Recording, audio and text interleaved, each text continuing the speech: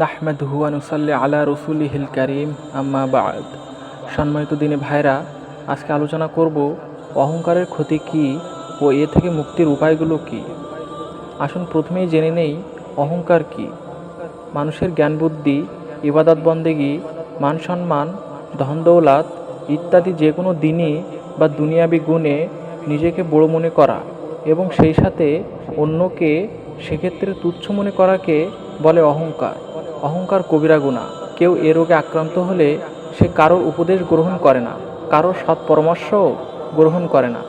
এ রোগ হক ও সত্য গ্রহণের পথে সবচেয়ে বড় বাধা। এ হলো দিনই ক্ষতি। আর অহংকারীকে মনে প্রাণে সকলেই ঘৃণা করে এবং সময় সুযোগে তার থেকে প্রতিশোধ নেওয়ার জন্য চেষ্টা করে। এভাবে সে দুনিয়াতেও ক্ষতিগ্রস্ত হয়ে থাকে। এ সব কিছুর প্রেক্ষিতে অহংকারকে সর্বরোগের মূল বলা হয়। এবার আসুন জেনে নেই এই রোগ অর্থাৎ অহংকার থেকে মুক্তির উপায়গুলো কি কি।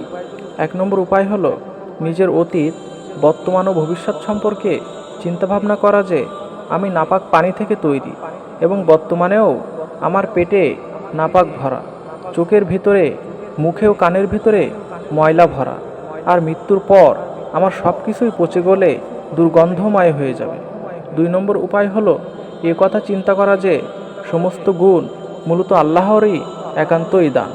আমার বুদ্ধি বা বাহুকলে তা অর্জিত হয়নি, নতুবা আমার চেয়ে কত বুদ্ধিমান বা শক্তিশালী ব্যক্তি এ গুণ অর্জন করতে পারেনি।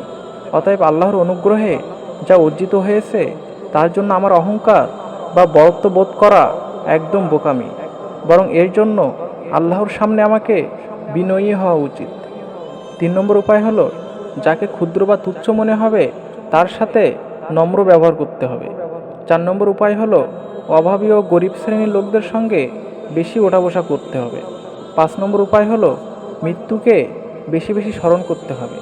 6 নম্বর উপায় হলো নিজের দোষ ত্রুটি, নিন্দা অপবাদ শুনেও প্রতিবাদ না করা।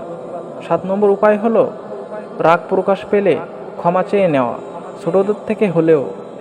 8 নম্বর উপায় হলো একান্ত প্রয়োজন ছাড়া নিজের ছোটোখাটো কাজ নিজেরই করা, ছোটোখাটো সামান্য কাজে চাকর বাকর না ডাকা। 9 নম্বর উপায় হলো সকলকে আগে সালাম দেওয়া। 10 নম্বর হলো অহংকার দূর করার সবচেয়ে উত্তম পন্থা হলো অহংকারের ধরন ও বিবরণ জানিয়ে হক্কানি পীর ও মাশায়েখের তরিকত থেকে উপযুক্ত ব্যবস্থা জেনে সে অনুযায়ী আমল করা। সম্মানিত উপস্থিতি, অহংকার খুব একটি মারাত্মক রোগ। রাসূল সাল্লাল্লাহু আলাইহি ওয়াসাল্লাম বলেছেন, যার অন্তরে সামান্য পরিমাণ অহংকার থাকবে সে জান্নাতে প্রবেশ করতে পারবে না। তাই আমাদের সকলেরই উচিত আমাদের মন থেকে অহংকার সম্পূর্ণরূপে বিদায় করা।